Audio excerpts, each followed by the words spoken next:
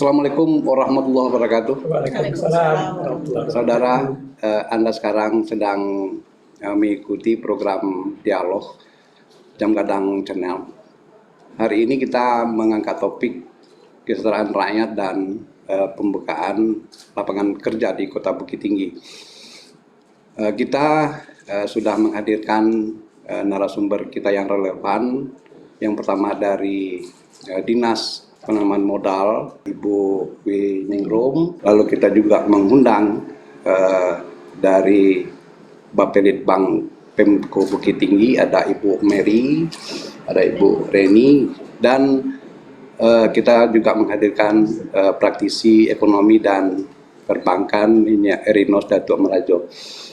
Ya, kita mengangkat topik ini karena yang pertama adalah bahwa kita atau kota ini maupun seluruh republik ini mengalami pandemi yang luar biasa. Tahun 2019, 2020, 2021 mulai menurun, lalu 2022 semakin baik.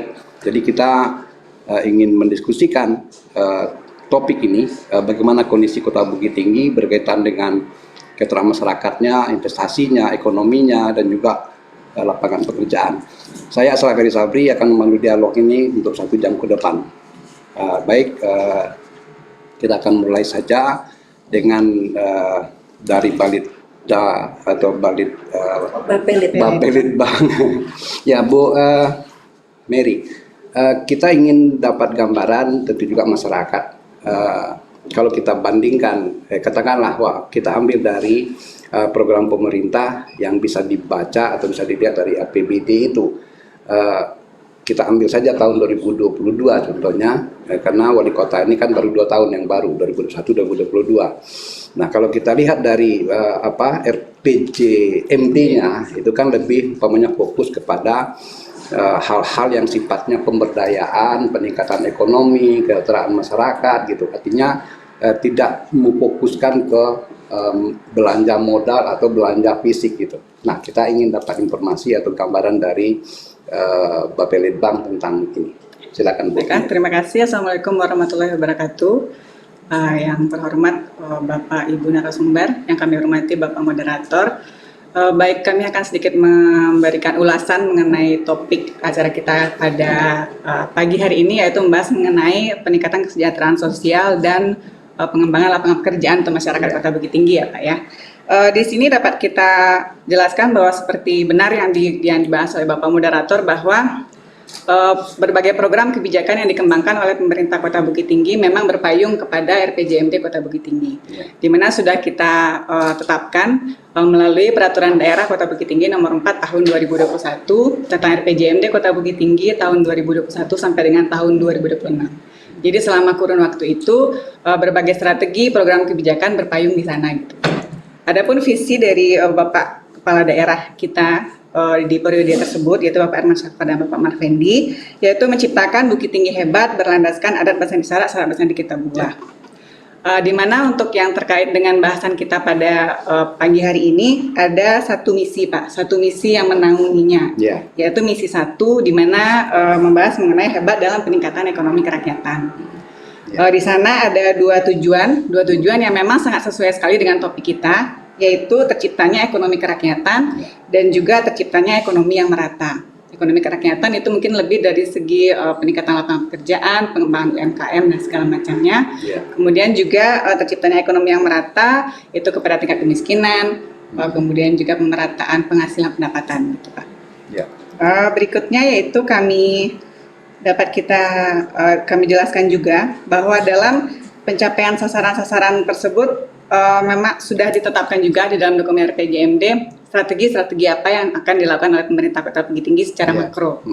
Yang pertama, kita berfokus kepada percepatan pemulihan ekonomi akibat pandemi COVID, nanti pasca COVID, gitu kan. Itu untuk peningkatan ekonomi masyarakat.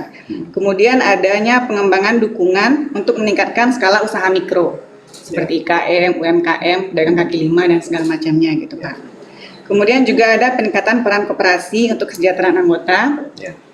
Bagaimana kita bisa menghidupkan koperasi kembali, dan ini juga sudah dilaksanakan programnya oleh pemerintah dengan adanya bantuan modal usaha yang kita subsidi untuk penyalurannya gitu Pak. Ya. Seperti tabungan Usman yang sudah berkembang di masyarakat dan mendapatkan respon yang sangat positif juga dari masyarakat Kota Bukit Tinggi. Ya. Kemudian juga ada menciptakan usaha perdagangan yang kondusif. Mungkin di sini dari segi investasi ya, nanti juga ada Ibu Dwi Ningrum dari Dinas PMTSP, bagaimana sih menciptakan berusaha yang kondusif, iklim usaha yang kondusif sehingga investasi bisa datang ke Kota Bukit Tinggi. Berikutnya yang lainnya itu seperti peningkatan akses usaha mikro terhadap lembaga keuangan. Ini merupakan lebih kepada pembinaan pada UKM. Kemudian juga ada bagaimana mengembangkan diversifikasi produk UKM sehingga UKM kita itu produknya tidak monoton, bisa mengikuti tren yang ada saat ini, bisa mengikuti digitalisasi dan segala macamnya. Kemudian juga ada meningkatkan kemudahan investasi, memperbaiki iklim investasi, dan juga meningkatkan partisipasi masyarakat terhadap sarana prasarana publik. Dan juga ada untuk kemiskinan adanya perluasan perlindungan sosial dan pemberdayaan masyarakat. Ini lebih kepada bantuan sosial, subsidi, kemudian jaminan-jaminan kesehatan gitu Pak. Berikut juga ada meningkatkan kemampuan dan pendapatan rumah tangga miskin dalam pengembangan usaha mikro untuk penanggulangan kemiskinan secara berkelanjutan. Nah, itu merupakan strategi-strategi umum yang tertuang di dalam dokumen RPJMD Kota Bukit Tinggi terkait dengan peningkatan kesejahteraan masyarakat dan juga perluasan lapangan pekerjaan. Kalau bisa dilihat dari yang poin tadi hebat di bidang ekonomi tadi, itu bisa dapat gambaran dalam postur APBD 2022 itu kisarannya berapa persen dari 100% APBD Kota Bukit Tinggi. Kan kalau kita lihat ada beberapa yang sudah minimal itu kan berpendidikan minimal 20%, kesehatan minimal sekian. Nah, kalau untuk peningkatan atau untuk mendorong kesejahteraan masyarakat Kota Bukit Tinggi itu kisarannya berapa persen belanja yang dialokasikan di APBD 2022? Baiklah, dapat kami informasikan ya Pak ya. Untuk peningkatan kesejahteraan masyarakat itu kami kebetulan membawa datanya. Bahwa itu memang tersebar di banyak SKPD gitu Pak. Seperti dapat kami informasikan di Dinas Pendidikan, di mana itu mereka mengembangkan untuk program Indonesia Pintar. Kemudian ada program pengelolaan pendidikan lebih kurang 3,8 miliar. Itu yang di Dinas Pendidikan. Nanti persentase saja, tidak dalam bentuk nominal. Jadi bukan bisa kita perkirakan umpamanya bahwa program-program pemerintah daerah Kota Bukit Tinggi 2022 khususnya itu dialokasikan di APBD itu berapa persen? Kisaran saja antara sekian persen perkiraan sekian gitu. Dapat enggak gambaran saja? Kalau gambaran secara umum ya Pak ya, kalau kita bandingkan antara belanja pegawai, belanja tidak langsung dengan belanja langsung, itu Kota Bukit Tinggi sudah termasuk kabupaten kota yang belanja pegawainya lebih kecil dari belanja langsungnya. Sudah di bawah 50% gitu. Belanja pegawai. Artinya kalau di banyak kota yang lain atau provinsi yang lain, kabupaten yang lain itu biasanya belanja pegawai itu terserap maksimal nominal lebih banyak ya. Kalau ada 60%, ada yang 65% ya. Kalau Bukit Tinggi sudah di bawah 50%. Bukit Tinggi termasuk salah satu kabupaten kota di Sumatera Barat yang belanja pegawai itu sudah di bawah 50%. Baik Bu Mary, mungkin Bu ini sebagai satu lembaga dari Bapelitbang, silakan Bu. Terima kasih Nia. Assalamualaikum warahmatullahi wabarakatuh. Salam kehormatan kami tumpangkan saja pada acara sebelumnya. Mungkin sudah cukup komprehensif tadi penjelasan dari Bu Mary. Saya akan fokus ke tenaga kerjanya aja. Boleh ya. Jadi kesejahteraan ini kan memang tujuan dari kita bernegara ya Pak, meningkatkan kesejahteraan umum. Salah satu indikator dari kesejahteraan itu ada 8 yang dikeluarkan oleh BPS, itu memang bidang ketenagakerjaan. Jadi kami di Bapelitbang yang mempunyai kewenangan dalam perencanaan, penganggaran, penelitian dan pengembangan itu mengawal dari urusan pemerintah masalah ketenagakerjaan ini di program di misi pertama, yaitu tadi yang sudah dijelaskan Bukit Tinggi hebat dalam ekonomi kerakyatan. Jadi salah satunya sasaran kita dari misi itu adalah meningkatkan kesempatan kerja. Di dokumen perencanaan kita itu tertuang dengan strategi meningkatkan daya saing tenaga kerja. Adapun program yang akan dilaksanakan untuk mencapai sasaran ini ada 3. Pelatihan tenaga kerja dan peningkatan produktivitas tenaga kerja yang pertama, Ya. kemudian hubungan industrial itu di mana hubungan pemberi kerja dan tenaga kerja, kemudian meningkatkan kesejahteraan pekerja melalui jaminan kesejahteraan pekerja. Ya, ya. Jadi selain dari program ini dikawal juga dengan penganggarannya masing-masing sampai akhir tahun anggaran nanti ada untuk pencapaian ini ada di penganggaran untuk mencapai target yang diinginkan. Ya. Mungkin untuk pelatihan ini karena Bukit Tinggi ini kotanya dinamis dan terbuka, Iya. kita lebih untuk meningkatkan sektor formal di mana komposisinya kita 60% itu pekerja formal kita. Formal dan Perdagangan. 40%-nya informal. Iya, perdagangan, Ya. kaki lima, usaha sendiri, produksi, seperti itu Pak. Artinya kalau formal informal ini gimana membedakan? Kalau formal itu perusahaan-perusahaan besar, informal itu usaha-usaha skala kecil gitu. Kalau dari definisi BPS itu yang formal itu yang ada PT-PT, dasar gitu. hukumnya. Oh, oh ya. Hukumnya. Kalau yang informal itu lebih ke usaha sendiri. Oh ya, artinya seperti home industry itu informal ya. Jadi kita kan Oke. Bukit Tinggi ini lebih didominasi oleh informal. Informal ya. Terutama perdagangan dan jasa. itu termasuk ya. Karena Perdagangan jasa itu PDRB berarti kita informal. pun didominasi oleh perdagangan dan jasa. Oke. Oke. Yang tambahan. Ya, ya. Mungkin kita ingin dapat gambaran juga mungkin karena dari penanaman modal karena sesuai dengan tema kita kesejahteraan rakyat dan perluasan atau peningkatan lapangan kerja. Mungkin karena juga bagi lapangan kerja ini ada di Dinas Ibu Bu Ningrum, mungkin bisa Bukit Tinggi ini sebetulnya berapa banyak sih kalau kita bahasanya kan ada nama angkatan kerja. Nah, mungkin kita ambil saja mungkin yang Bukit Tinggi ini sekarang sedang dalam keadaan berapa banyak sebetulnya orang yang tidak bekerja gitu. Artinya kan ada pengangguran tertutup, ada pengangguran terbuka, ada enggak informasinya? Silakan Bu. Terima kasih Ya. Bapak moderator atas waktu yang diberikan.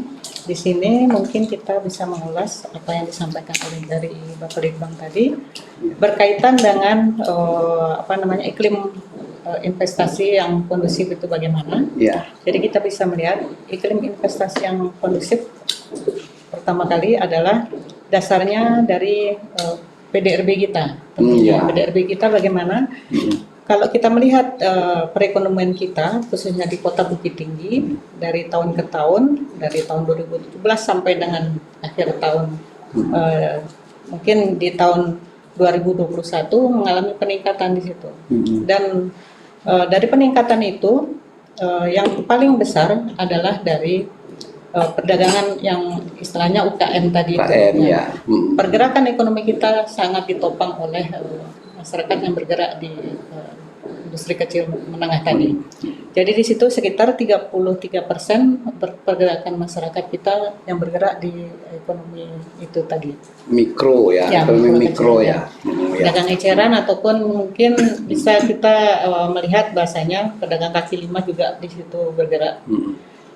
Selain daripada itu, kepastian hukum daripada Setiap usaha. Ya, setiap usaha itu akan meningkatkan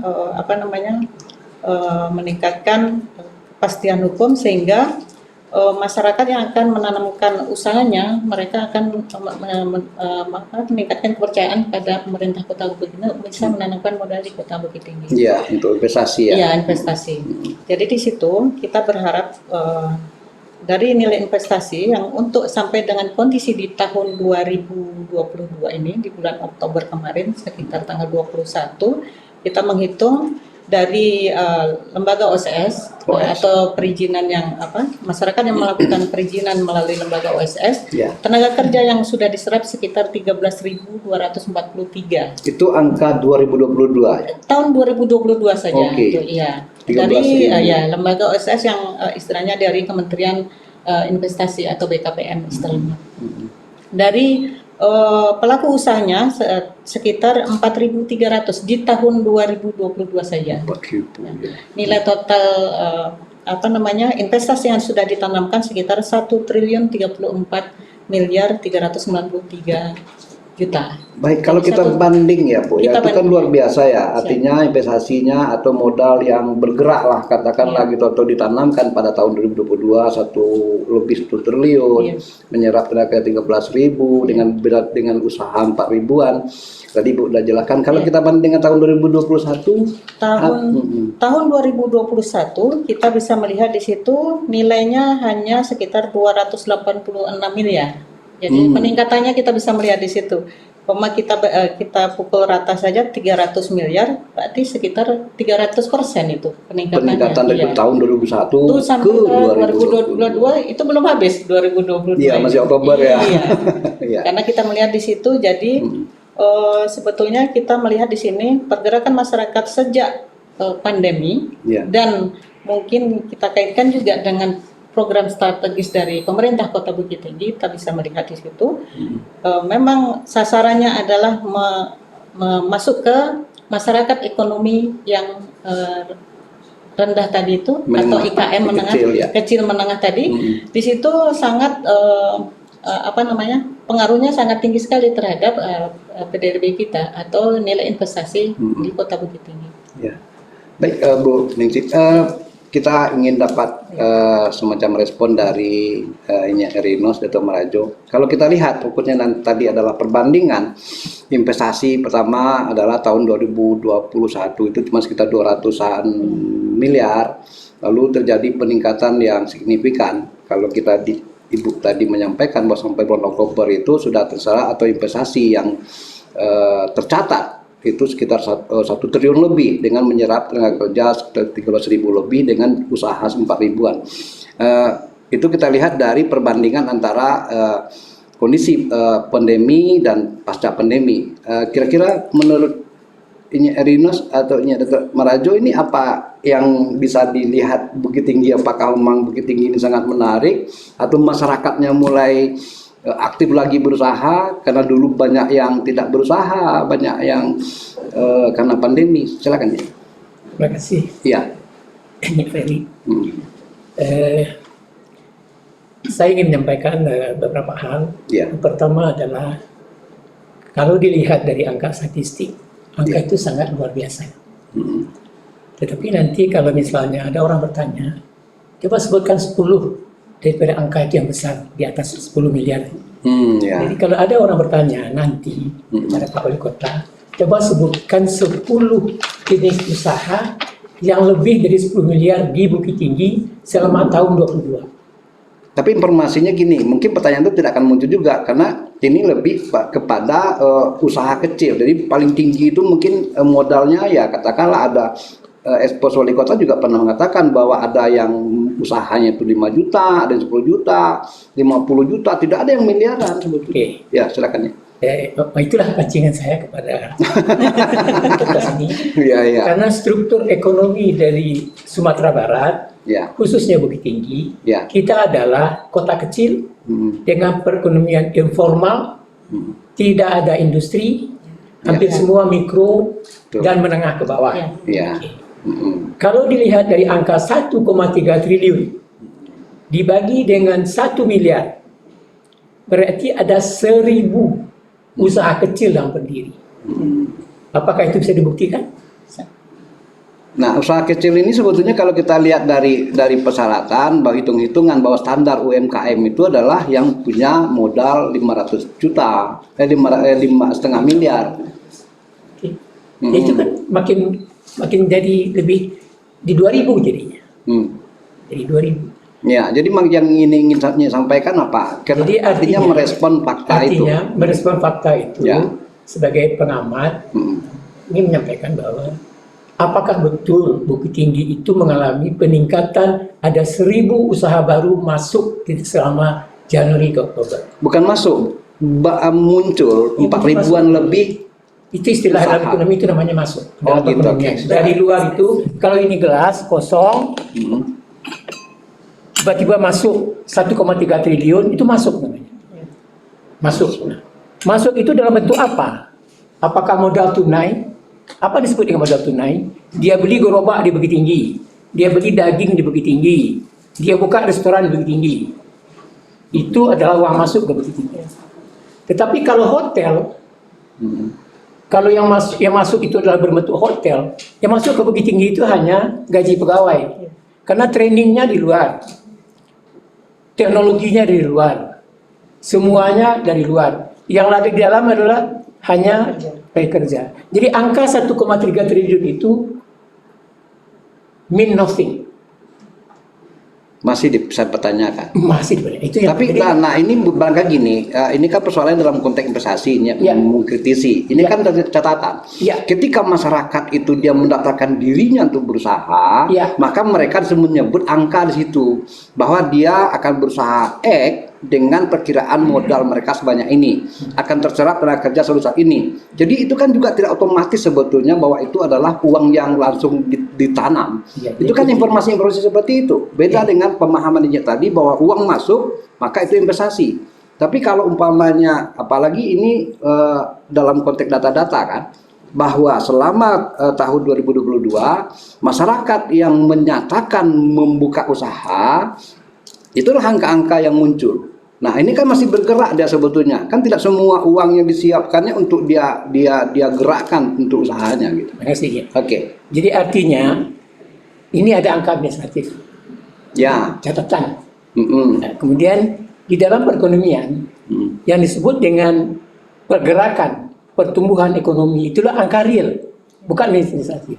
Nah ini belum pertumbuhan ekonomi nih kita bicara. Kita Bukan belum dapat pertumbuhan, masih tentang itu kan pertumbuhan ekonomi. Itu pertumbuhan itu, Pak. Kita bicara investasi itu bicara pertumbuhan. Jadi ada kenaikan 1,3 kata Ibu tadi, itu berarti pertumbuhan. Itu sudah bicara pertumbuhan walaupun tidak disebut pertumbuhan. Nah, yang ingin saya sampaikan adalah bahwa hati-hati baca angka administratif. Seperti saya sampaikan bahwa di Bukit Tinggi ini tidak ada usaha besar. Ada hotel, tapi itu di dalam struktur ekonomi yang sifatnya adalah jasa. Oke. Jadi kalau kita bedah struktur ekonomi itu, dia ada yang jasa, kemudian ada yang betul-betul trading, perputaran uang barang, kemudian ada yang upah. Oke. Upah. Nah, di dalam struktur perekonomian kita, mungkin para sarjana ekonomi atau para ekonom itu membagi berbagai-bagai. Tetapi Ya, oke. untuk kota Bukit Tinggi, di tempat kita ini, industri yang besar itu namanya rumah sakit. Kemudian hospitality service, kursus, kemudian pendidikan perguruan tinggi. kemudian ada yang kita sebut dengan jasa memberikan konsultasi, kemudian ada yang disebut dengan jasa bantuan hukum. Oke, ya. Oke. Kredit usaha kecil ya. Itu berbeda dengan investasi yang dilakukan oleh seseorang dari pasar bawah membuat toko baru. Dia tidak melapor, tetapi toko baru itu meminta tenaga kerja 5 orang. Lalu ada perputaran uang di situ. Itu ada nilai tambah dalam perekonomian. Tidak secara administratif, tetapi secara faktual. Jadi kita sudah menyinggung ada nilai tambah, ada tenaga kerja. Oke. Jadi yang bergerak di dalam ekonomi itu adalah nilai tambah. Itu namanya value added. Dikali dengan multiplier tingkat perputaran, Oke. nah itu akan menjadi sebuah tambahan ke dalam nilai ekonomi Bukit Tinggi. Oke, nanti kita bicara lagi nanti agak fakta ya. Kalau Ya. itu kan lebih kepada sangat teoritis sekali kan gitu kan. Tapi itu tidak masalah karena ini juga penting bagi masyarakat dan kita juga akan meminta data-data atau informasi lain lagi nanti di pemerintahan kota melalui Bapak Ibu ini. Baik, Dora, kita akan istirahat sejenak untuk akan segera kita lanjutkan dalam sesi kedua.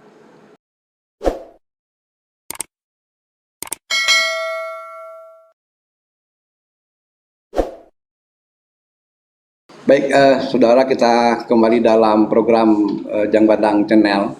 Dialog kita sekarang topiknya adalah kesejahteraan rakyat dan peningkatan lapangan kerja. Kita akan teruskan dialog kita ini dengan narasumber kita dari Badan Pengelolaan Modal Kota Bukit Tinggi, ada dari Balit Bapelitbang dan juga ada pengamat ekonomi. Baik, kita akan kembali ke Ibu Winingrum. Tadi mungkin bisa lebih dijelaskan sebetulnya. Tadi kan sudah menarik sebetulnya ketika ada peningkatan investasi yang tercatat, bahwa tahun 2022 itu ada sekitar lebih 1 triliun tercatat di pemerintah daerah, karena melalui sistem ketika masyarakat mendaftarkan diri untuk berusaha, lalu menyerap. Di situ juga dapat informasi bahwa tenaga kerja itu sekitar 13.000 lebih dengan 4.000-an usaha. Nah, apa artinya itu gitu? Artinya begini, apa yang bisa kita jelaskan, apakah itu semuanya usaha kecil atau itu memang Kota Bukit Tinggi sedang bergerak ke arah yang lebih baik gitu. Lalu apalagi persoalannya kalau kita baca atau kita berikan gambaran kepada masyarakat Kota Bukit Tinggi, sebetulnya yang masih mencari kerja atau angkatan kerja yang belum bekerja itu bagaimana, Bu? Ya, terima kasih. Terima kasih atas yang disampaikan oleh Bapak Moderator tadi. Jadi di sini dari data yang kita sampaikan tadi, dari sekitar 13.000 tenaga kerja yang diserap pada tahun 2022 ini, kita melihat di situ bahasanya masyarakat mulai melakukan pergerakan dalam artian untuk meningkatkan ekonomi mereka. Dalam ekonomi peningkatan ekonomi mereka, kita melihat bahasanya masyarakat pergerakan masyarakat itu dari ekonomi industri kecil menengah tadi. Dari situ, dari yang sudah kita lihat dari lembaga OSS, kita bisa melihat di situ ada 5 top kode klasifikasi dari lembaga di OSS. Jadi di situ ada usaha perdagangan eceran, berbagai macam barang. Itu itu yang paling besarnya bidangnya bidangnya itu dari KBLI-nya itu tadi. Jadi di situ yang paling besar dari perdagangan eceran, kita melihat tadi apa yang kita sampaikan dari RPJM kita, bahasanya 33% memang didominasi oleh pelaku usaha industri kecil menengah tadi. Jadi di situ kita bisa melihat bahasanya dari nilai 1, triliun tadi, kalau kita melihat 33%-nya, jadi kan yang paling besar memang di situ kita melihat pergerakan masyarakat, ekonomi masyarakatnya. Dari apa yang disampaikan oleh Bapak Litbang, ada program strategis pemerintah dengan bantuan tabungan Usman dan program mungkin pelatihan kerja ataupun program-program yang lain, baik itu dari Dinas Koperasi UKM berkaitan dengan masalah koperasi ataupun dengan dari industri sendiri. Ada di situ pelatihan-pelatihan yang berkaitan juga dengan peningkatan kualitas kompetensi daripada masyarakat kita yang melakukan industri kecil. Juga ada beberapa kebijakan pemerintah dalam rangka untuk menjadikan keamanan konsumen bagi kita. Ada istilahnya mengarah ke produk halalnya tadi. Kita memberikan bantuan kepada masyarakat kita, pelaku usaha kita dalam rangka untuk istilahnya yang iklim usaha atau investasi yang tadi itu yang kondusif tadi. Jadi dengan kemudahan berusaha, terus peningkatan ekonomi masyarakat, juga nilai ekonomi masyarakat tadi yang 33% tadi, kita berharap masyarakat kita bisa, atau kita menghimbau kepada masyarakat kiranya mari kita bersama-sama apa yang sudah dilakukan masyarakat dengan berusaha ataupun melakukan usaha-usaha baik itu di rumah ataupun pedagang kaki lima ataupun di tempat-tempat yang lain.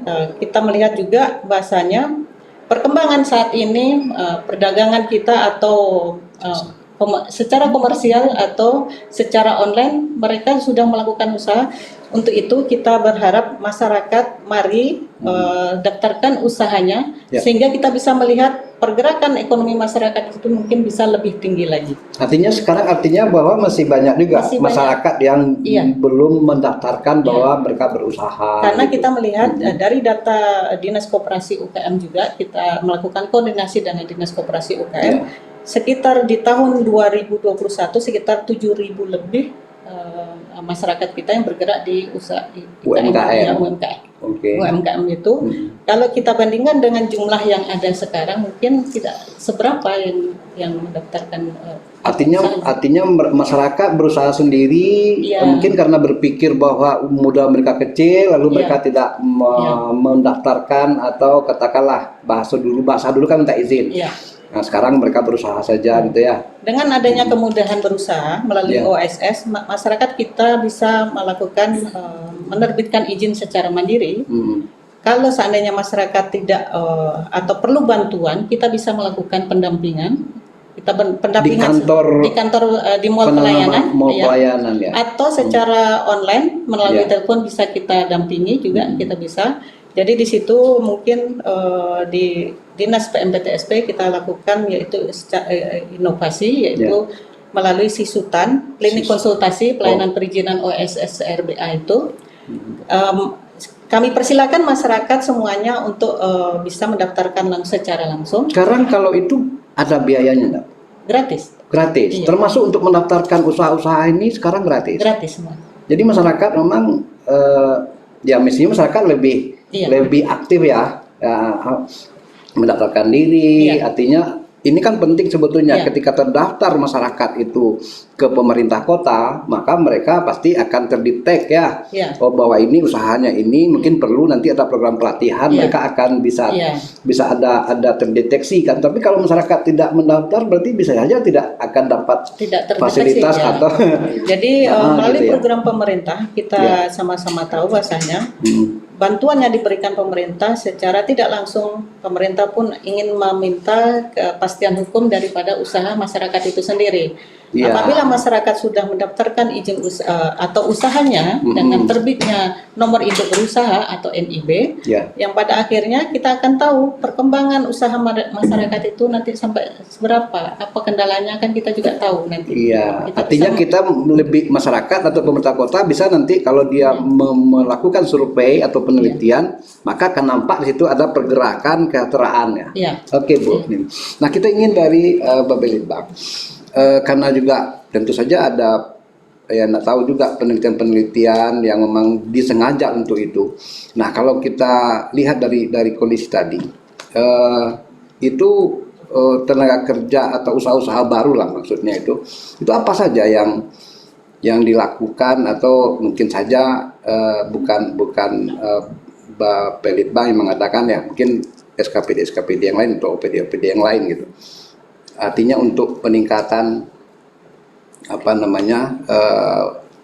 keterampilan atau apa gitu. Terima kasih. Ya mungkin Ibu Reni ya.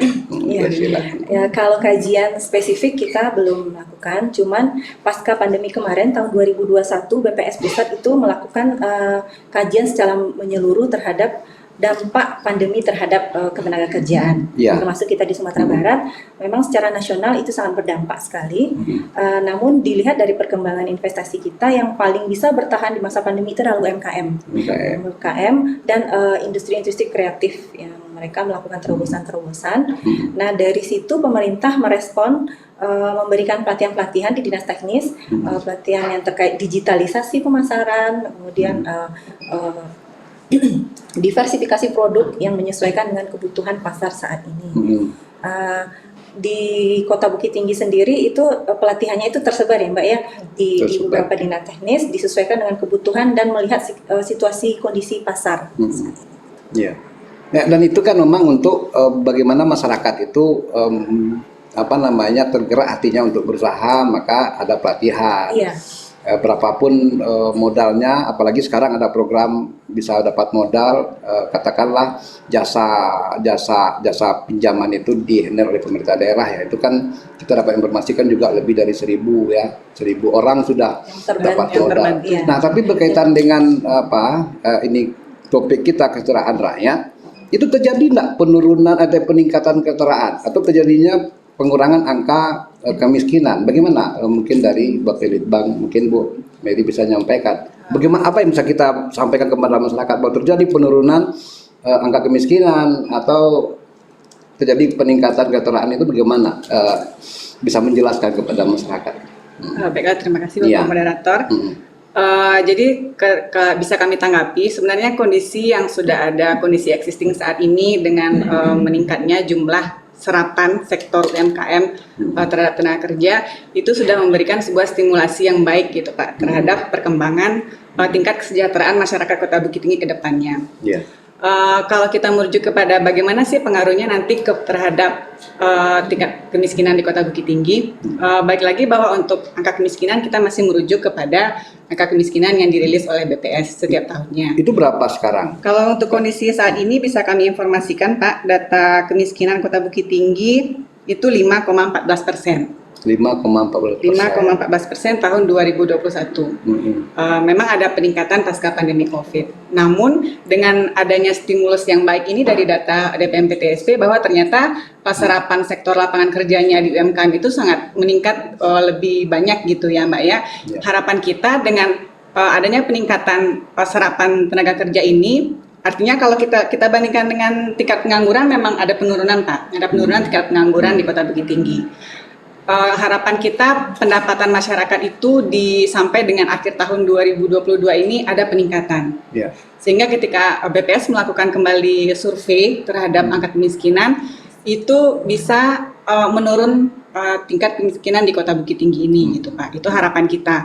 Karena PR besar lagi bagi kita bahwa dengan adanya stimulasi bahwa UMKM itu sudah banyak sekarang, bagaimana PR dari pemerintah kota, mereka tidak menjadi industri kecil lagi gitu Pak. Mereka bisa menjadi industri menengah besar, sehingga pendapatan masyarakat, pendapatan pekerja itu bisa di atas pendapatan per kapita, maksudnya pendapatan per kapita mereka bisa meningkat gitu Pak, sehingga mereka bisa berada di atas garis kemiskinan yang sudah ditetapkan oleh BPS. Balik lagi bahwa BPS itu mengacukan angka kemiskinan itu dari garis kemiskinan. Tapi kalau pemerintah kota sendiri tidak punya program untuk menghitung sendiri angka kemiskinan masyarakat kota itu, apakah memang harus ditunggu BPS? Oke, BPS mungkin kita tunggu, tapi biasanya kan itu kan durasinya lama. Bahwa BPS sudah 2 tahun baru dia mensurvei. Pemda sendiri tidak punya indikator-indikator atau samakan indikatornya dengan BPS sehingga nanti kita bisa mendapatkan gambaran yang lebih real setiap tahun gitu. Kalau BPS kan kita tahu ya bahwa itu sekali 2 tahun baru keluar angkanya. Nah kadang-kadang sementara ini sudah pergerakannya sudah cukup positif kan gitu. Kira-kira ada nggak dari usulan dari Bapelitbang untuk melakukan survei sendiri tentang angka kemiskinan sehingga lebih mudah kita melihat faktanya gitu. Oke.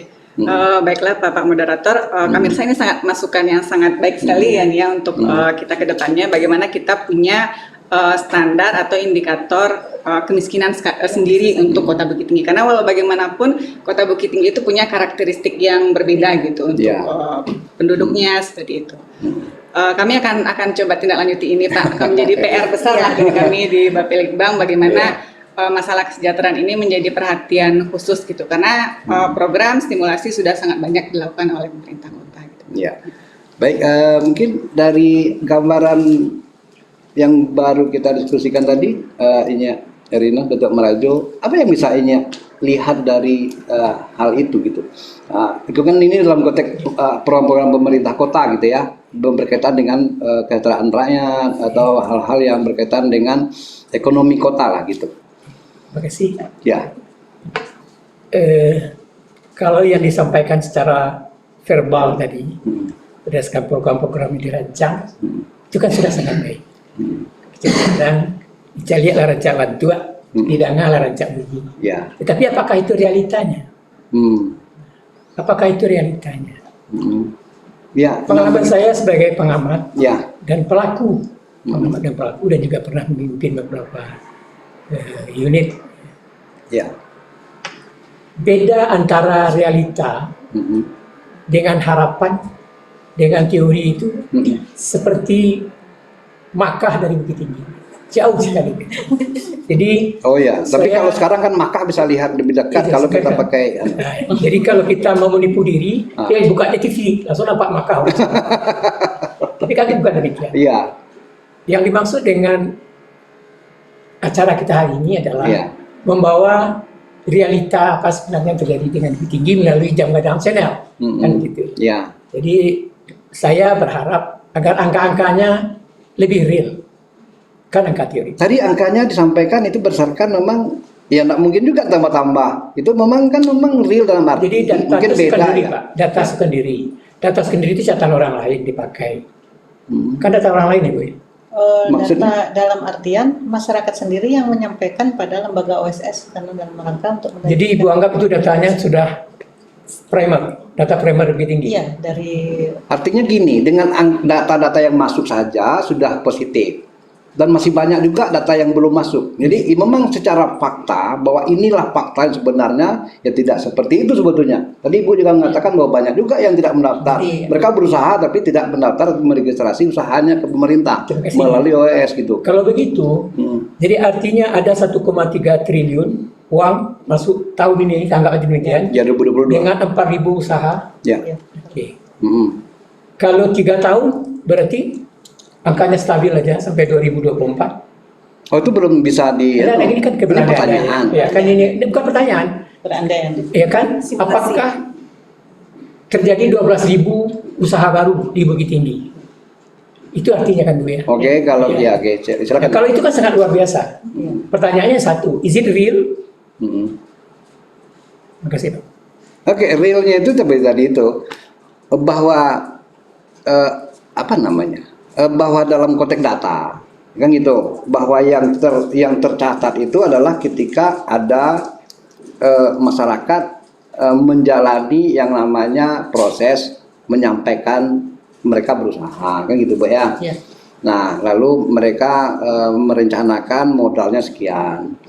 Tenaga kerja yang akan terserap dengan modal sekian, dengan usaha sekian. Kan begitu logikanya, Bu ya, 3 hal itu, Bu ya.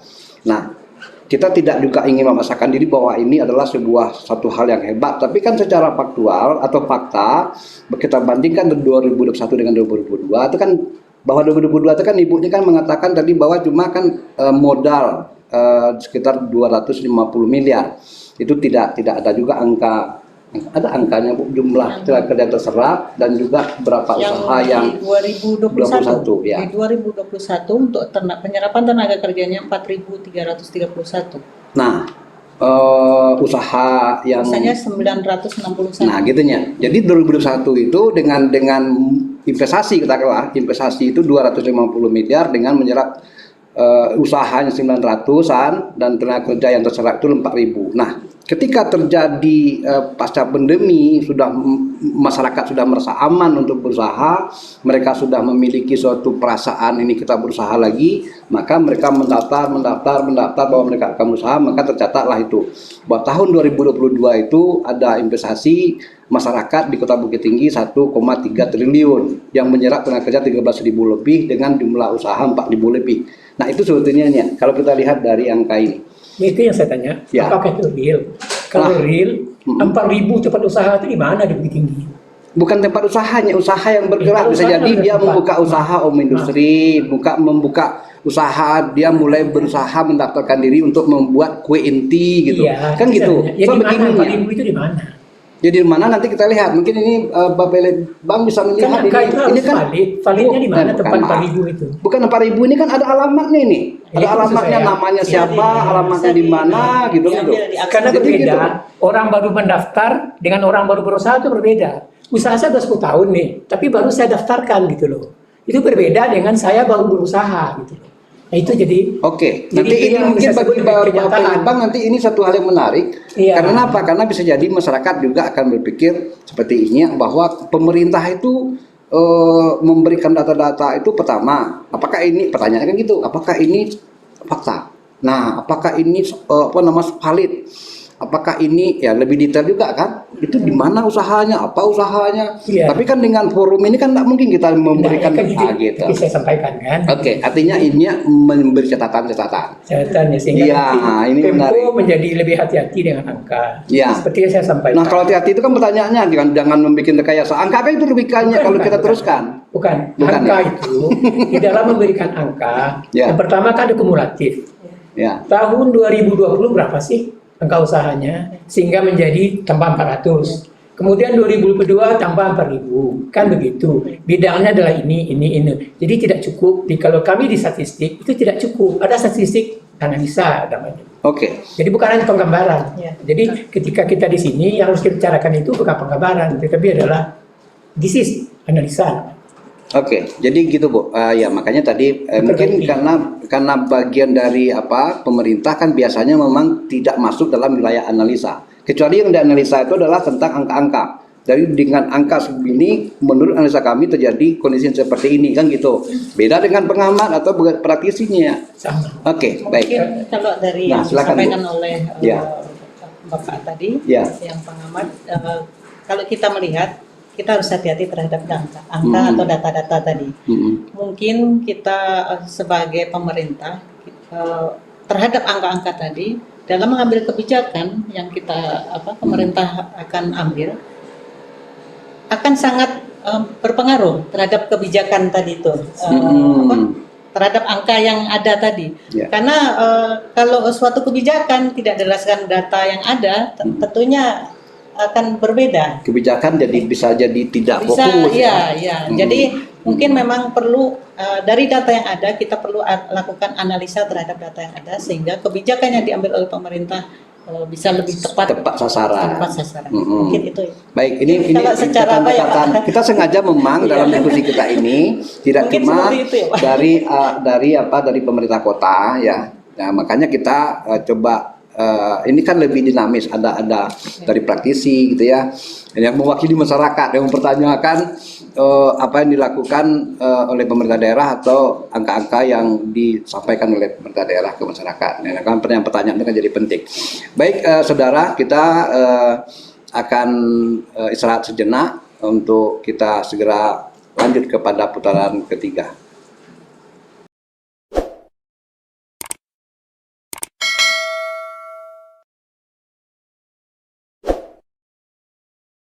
Baik, saudara, kita kembali dalam program Jam Gadang Channel. Topik kita kali ini kesejahteraan masyarakat atau rakyat dan perluasan atau peningkatan lapangan kerja. Kita dengan narasumber kita sudah dua legaran. Kita akan lanjutkan untuk bisa mempertajam atau memberikan informasi yang lebih positif atau yang lebih banyak kepada masyarakat tentang topik kita ini. Baik, kita kembali ke Bapelitbang, karena ini kan sebetulnya adalah lembaga atau badan atau dinas yang memang jadi jadi otaknya pemerintah kota ya. Apapun dia tersalurkan ke Bapelitbang gitu. Nah, kalau kita lihat dari diskusi kita tadi, itu dari program apa saja sebetulnya yang penekanan berkaitan dengan peningkatan kesejahteraan rakyat, itu terutama gitu. Tadi sudah disampaikan, tapi kedepannya atau dalam tahun yang masih tersisa itu bagaimana? Ada nggak laporan bahwa setiap SKPD itu belum menjalankan programnya sepenuhnya sesuai dengan apa yang sudah masuk di dalam program-program APBD gitu? Ada enggak informasi itu? Baiklah, terima kasih Pak Moderator. Menarik sekali ya Pak bahasannya.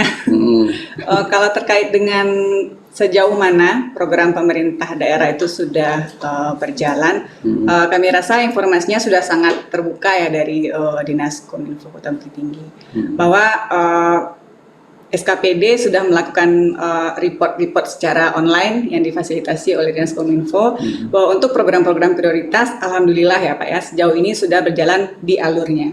Seperti penyaluran tabungan Usman, itu bahkan ada karena meningkatnya minat dari masyarakat Kota Bukit Tinggi untuk bisa perekonomiannya meningkat kembali pasca pandemi COVID, dan kami sudah difasilitasi kembali di perubahan anggaran penambahan untuk tabungan Usman ini, gitu, Pak. Kemudian juga penyerahan bantuan sosial baik itu yang bersumber dari pemerintah pusat maupun yang bersumber dari pemerintah daerah juga itu sudah berjalan sesuai dengan alur dan yang seharusnya gitu Pak. Untuk yang terkait dengan kesejahteraan sosial. Artinya waktu yang tertinggal 2 bulan ini, karena kan kemarin itu kan memang ada yang namanya anggaran perubahan APBD ya.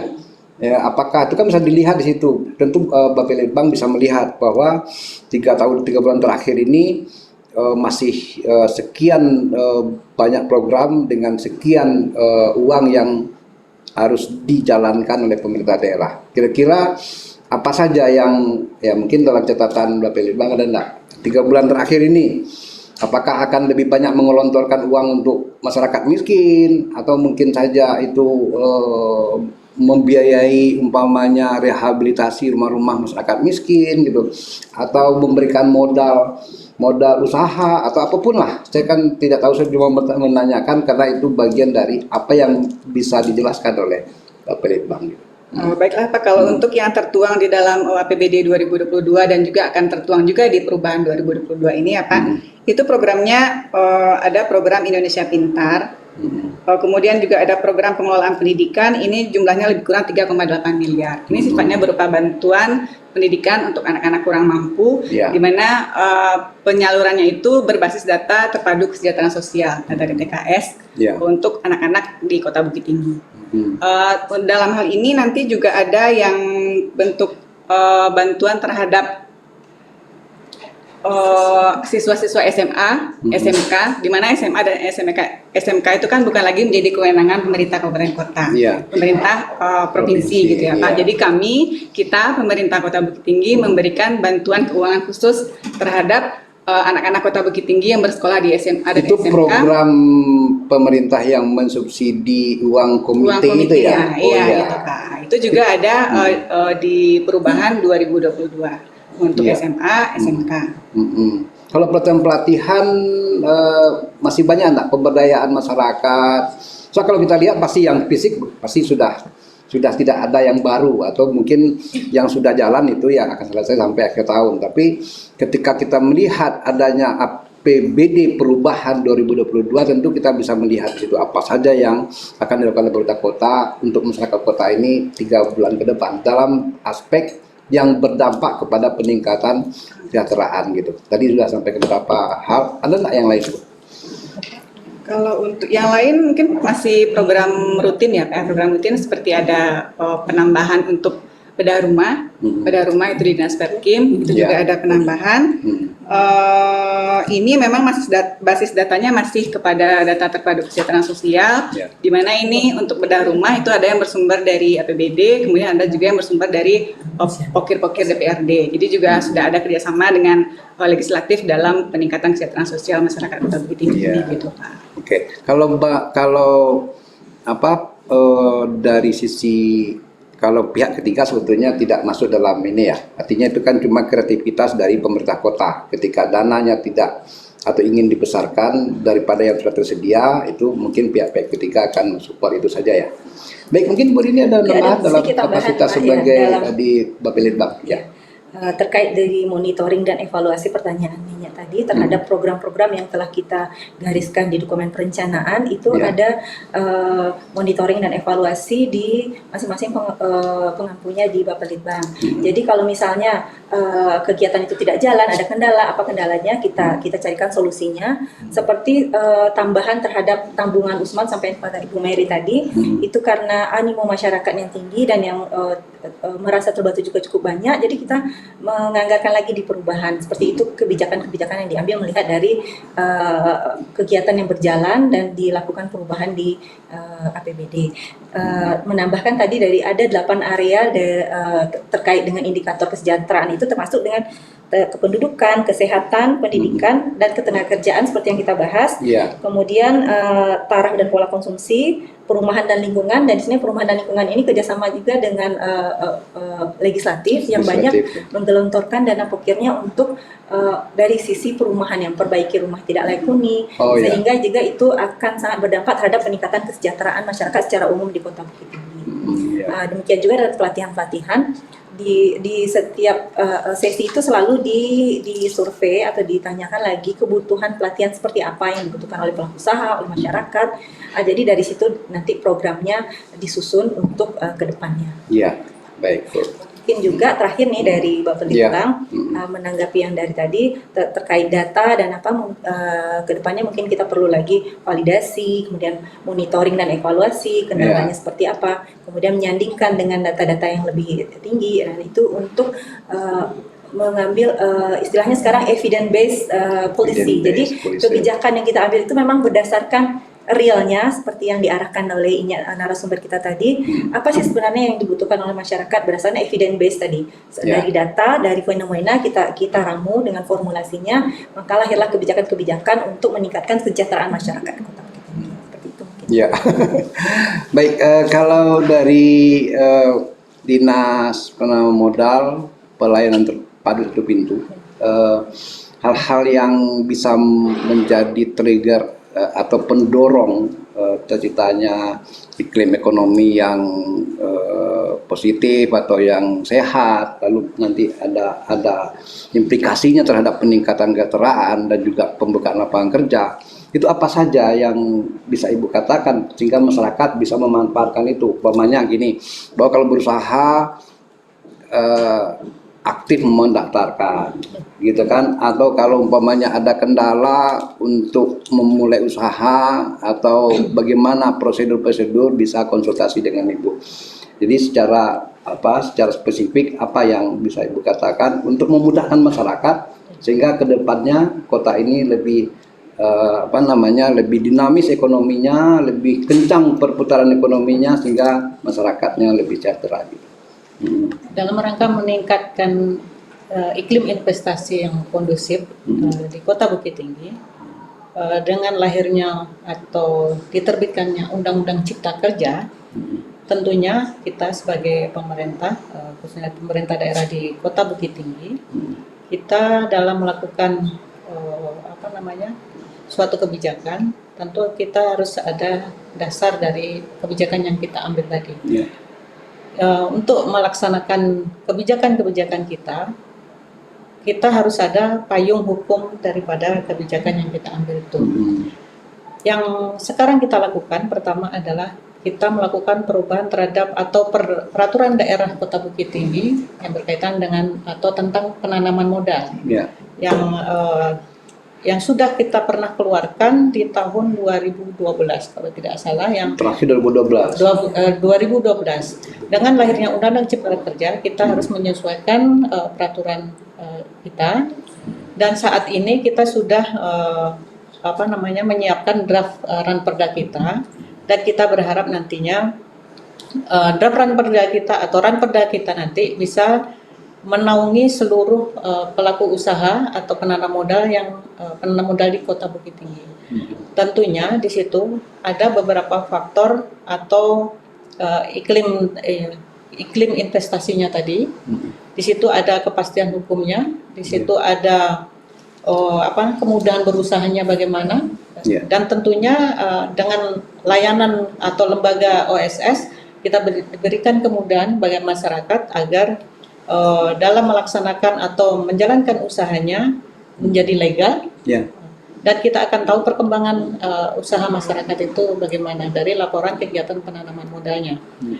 Dari apa yang kita sampaikan bersama pada hari ini, kita berharap masyarakat bisa melegalkan usahanya melalui lembaga OSS dengan menerbitkan izin usahanya melalui nomor induk berusaha. Dari nomor induk berusaha, pemerintah bisa melakukan kebijakan-kebijakan dalam rangka untuk meningkatkan ekonomi masyarakat atau melakukan pembinaan ataupun peningkatan kualitas daripada pelaku usaha itu sendiri.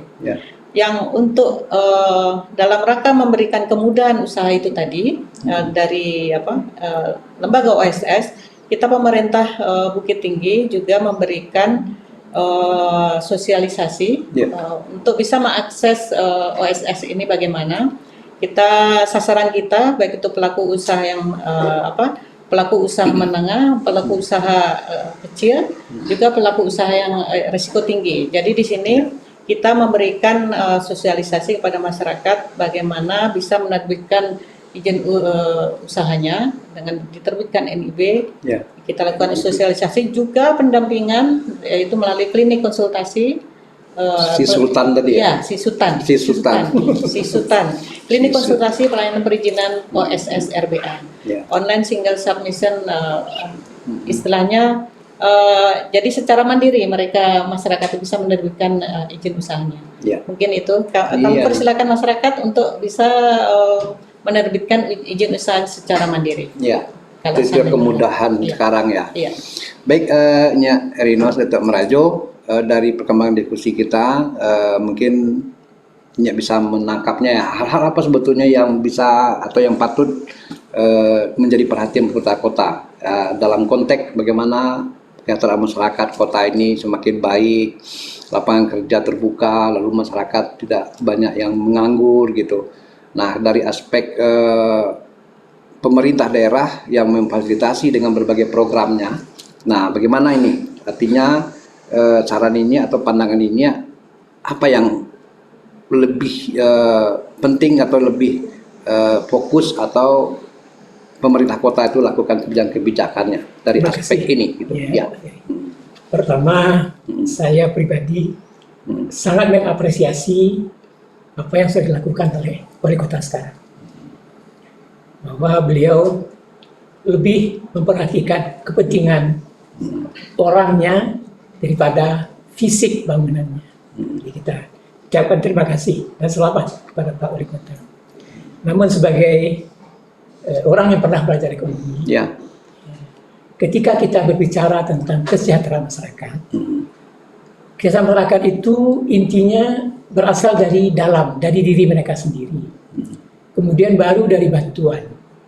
Apakah itu sumbangan, apakah fasilitas.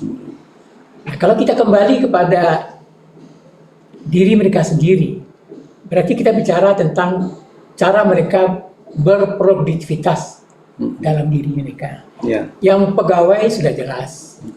Kemudian yang punya toko sudah jelas. Ya. Kemudian ada yang memburu, labor. Memburu itu baik tingkat atas maupun tingkat bawah, itu namanya memburu. Di dalam hal seperti ini, ada yang harus dilihat dikaitkan dengan karakteristik Bukit Tinggi. Oh, ya. Bukit Tinggi ini adalah kota dagang sejak awalnya. Ketika tahun 1925, itu sudah pedagang tikar Ya. dari Pariaman, pedagang besi dari Singapura, dari Kamang, dan dari daerah lain sudah berdagang di sini menjual barang. Jadi Ya. kota ini kota dagang. Ketika mereka datang di sini menjual barangnya, yang terjadi ada uang. Ya. Uang itu sebagian ke toko emas, makanya dia Minangkabau toko emasnya besar. Ya. Sebagian lagi dia membeli baju, membeli sepatu, Kebutuhan, membeli ya. buku, kebutuhan hidup sehari, sandang Ya. pangan. Ya. Sehingga itulah yang dinamakan pasar di Bukit Tinggi. Jadi pasar Bukit Tinggi ini adalah tempat perdagangan dari semua regional Sumatera Barat Minangkabau ini ke Bukit Tinggi. Ya. Nah, itu sejarahnya. Yang kedua, yang harus diperhatikan adalah budaya rakyatnya. Rakyat Bukit Tinggi ini adalah menengah ke bawah. Ya. Kalau ibu ini gaji suaminya 15 juta, gajinya 15 juta, dia akan belanja ke Jakarta, nggak akan belanja di Ramayana. Nah, itu contohnya, Pak. Iya, Contohnya. iya, Jadi iya. batasan daripada Bukit Tinggi ini adalah barang menengah ke bawah, sandang pangan kualitas menengah ke bawah. Ya. Kalau mau belar, misalnya jati segala macam gitu, emas itu kan sekali setahun. Radio, TV kan sekali 5 tahun beli. Sehingga yang harus diarahkan di dalam kebijaksanaan kota adalah untuk UMKM tadi, tapi pasti perdagangan dulu. Perdagangan. Perdagangan. Ya. Kalau untuk industri, yang disebut industri itu apa sih? Dari bahan mentah dibuat di barang jadi, ada proses penambahan value added. Di dalam kota Bukit Tinggi sudah nggak ada itu. Betul. Adanya di Piangke, di Kemang, di Sungai Pua, di Sianok, di Kota Gadang, di Ya. Tuwo, gitu. Ya. Jadi itu harus perhatikan. Sehingga yang perlu di Bukit Tinggi ini adalah fasilitasi perdagangan, menjual. Itu yang dikatakan menarik pariwisata tadi. Orang datang berbelanja barang bagus, murah, aman, enak, kan Ya. gitu. Dan one stop service. Apa disebut dengan one stop service? Kalau Anda beli jam gadang, parkir di Jalan Minangkabau, maukah Anda makan ke stasiun? Jauh, Jauh. 2 kali parkir. Nah, jadi one stop service itu Bu, dari Bapeda, itu harus diperhatikan lokasi mana yang bagus one stop service. Kalau tujuan orang ke Jam Gadang, parkirnya di mall, itu pasti tempat makannya harus. Makanya Cappuccino itu dirami karena itu. Dan stasiun tidak ada orang. Dekat ya, dekat dengan Itu dia one stop service, Pak. One stop service. One stop service. Oke. Jadi apa yang sudah dilakukan Pak Herman Safar itu sudah sangat bagus. Cuma sekarang arahnya, arahnya. Bandung itu harus ingat, Bandung itu yang dicari orang tuh hanya Dago saja, Bandung Utara aja, Jalan Riau, dekat ITB, dekat Unpad itu saja. Mulai ke bawah nggak ada. Jadi kalau Bukit Tinggi pasar atas. Nah mungkin itu nanti yang dari Bapeda yang Bapeda ya. ya Bapeda. Karena kota kita ini kecil, 25 km persegi. Maka saya tanyakan tadi, kalau banyak sekali pedagang buka toko, maka sepanjang jalan itu akan jadi toko semua, Bu. Ya, pokoknya jalan-jalan Soekarno Hatta itu sudah makin banyak orang bikin ruko sampai ke hampir batas kota sekarang. Betul, Pak. Ya. Di Rugo itu nanti akan jadi dagang semua. Ya. Ke Gading itu kan dagang semua. Jalan ke Kamang itu kan dagang semua. Ya, ya, ya. Jadi semacam itulah yang saya harapkan sebagai apa yang dilakukan Pak Herman Safar sudah sangat bagus. Data sudah ada, timnya sudah kuat. Tinggal sekarang bagaimana mengarahkan itu menjadi sangat produktif. Kadang-kadang kalau dia tidak produktif, kebanyakan uang keluar tidak ada artinya. Ya. Nah, contoh anak SMA Bukit Tinggi ini berapa sih yang jadi pengangguran? Tamatan SLTA ya. Ya seperti itu. Oke. Artinya dia Harus tidak ada menyambung angkanya. kuliah. Nah, berapa yang kuliah kan tinggal di kampung. Ya. Yang tinggal di kampung ini jadi apa? Kerja di Ramayana, kerja di sini, kerja di sini, kerja di sini. Nah, itu yang harus dipersiapkan. Artinya gini, ini kan kita menjelang terakhir diskusi kita, Betul. apakah kita juga mungkin bahwa kita menyarankan bahwa ada yang namanya data-data masyarakat yang sedang menganggur, Betul. lalu masyarakat yang apa saja kepandaiannya dia terdaftar dia ke pemerintah kota. Betul. Kelihatannya itu belum ada atau sudah ada? Kalau di tenaga kerja mungkin ada itu. Ada tenaga kerja ya. Sekarang tenaga kerja itu lembaganya di mana? Di Oh ya. Nah itu kenapa? Karena dalam pengalaman dulu, kalau saya tidak salah ingat, ketika Naker itu sangat aktif sekali. Iya. Ayo siapa yang nganggur dapat kartu kuning, kasih kartu kuning. Nah kalau umpamanya nanti sudah dapat kerja, laporkan lagi kan gitu. Kalaupun banyak sekali orang yang dapat kartu kuning, lalu dia jadikan itu bahwa dia nganggur, tapi ketika dia dapat kerja dia tidak lapor lagi, sehingga angka-angka nganggur itu tetap tinggi gitu. Mungkin yang itu tadi, apa namanya yang terkait dengan data tenaga kerja tadi.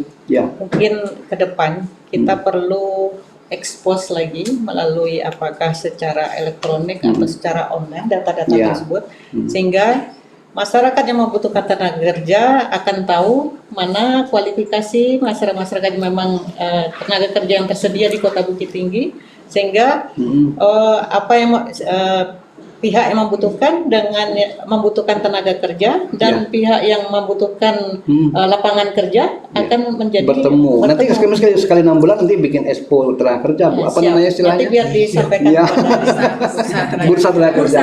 bursa tenaga kerja. Ya, mungkin kalau pemerintah nggak melakukan, nanti swasta yang diajak untuk melakukan itu. Ya sama lah pemerintah dengan swasta. Baik, saudara, kita akan menutup dialog kita dengan tema kesejahteraan rakyat dan tenaga kerja ini dengan masing-masingnya kita minta memberikan closing statement. Kita akan mulai dari Ibu Mary atau Ibu Reni yang akan memberikan closing statementnya. Silakan. Boleh, terima kasih. Ya. Nanti Mary juga bisa menambahkan. Oh iya, masing-masing aja. Jadi Oke, sesuai dengan kewenangan kami di Bapelitbang, yaitu sebagai institusi perencana, akan tetap mengawal program-program yang telah ditetapkan oleh Bapak Wali Kota di dalam RPJMD kita, dan kemudian melakukan monitoring dan evaluasi dan menyesuaikan dengan situasi di kondisi yang realnya. Terkait dengan data-data itu yang disampaikan oleh Mbak Ning tadi tentang bursa tenaga kerja itu memang sangat kita butuhkan sekarang, jadi untuk link dan match antara pemberi kerja dan tenaga kerja dan event-event bursa tenaga kerja selanjutnya, jadi ada terinformasikan ke masyarakat ketenaga kerjaan di Bukit Tinggi itu seperti apa. Kemudian investor yang masuk pun akan melihat gambaran, oh tersedia tenaga kerja di Bukit Tinggi dengan kualifikasi seperti ini kalau data-data kita udah real. Kalau misalnya seperti yang disampaikan ini akan membuka hotel Ada ketersediaan tenaga terampil di perhotelan sekian. Nah, kita bisa menyerap tenaga kerja kita lebih banyak dengan terinformasikan yang kita yang dibutuhkan apa, yang tersedia apa. Jadi kita sebagai nanti pemerintah menyediakan data dan sebagai fasilitator antara industri perhotelan atau apapun nanti yang akan diinvestasikan di Bukit Tinggi dengan yang kita punya, tenaga kerja yang kita punya itu kualifikasi seperti apa, tamat SMA kah, atau sarjana, S2, atau yang lebih teknis keterampilan yang dibutuhkan. Dari situ juga kita bisa merancang program apa sih yang dibutuhkan, misalnya tamat SMA-nya STM misalnya, teknik atau perkantoran. Nah, kita bisa merancang apa kebutuhan diklat untuk peningkatan daya saing tenaga kerja kita sehingga lebih terserap oleh investasi yang masuk ke Kota Bukit Tinggi. Jadi saling membutuhkan seperti itu. Yes. Oke, silakan Bu. Mary. Baiklah, terima kasih. Assalamualaikum warahmatullahi wabarakatuh. Closing statement ya Pak ya. Pertama mungkin saya ingin mengucapkan banyak mewakili pemerintah Kota Bukit Tinggi banyak terima kasih kepada Inya Datua sudah memberikan banyak membuka wawasan kita di pemerintah kota bahwa ada hal-hal yang harus kita perhatikan gitu. Itu sangat banyak sekali, dan terima kasih juga sudah mengapresiasi apa yang sudah kami dan kepala daerah lakukan sejauh ini. Mudah-mudahan memang bisa memberikan dampak yang baik dan perubahan ke arah yang lebih baik untuk Kota Bukit Tinggi ke depannya. Memang PR terbesar kita adalah bagaimana kita bisa merapikan lagi data kita dalam mengambil kebijakan gitu. Karena ketika kita punya banyak program baik, bagus, brilian gitu, ketika basis data yang kita pakai itu belum sesuai dengan karakteristik Kota Bukit Tinggi, kita khawatirnya nanti akan ada pembelokan pencapaian gitu Pak.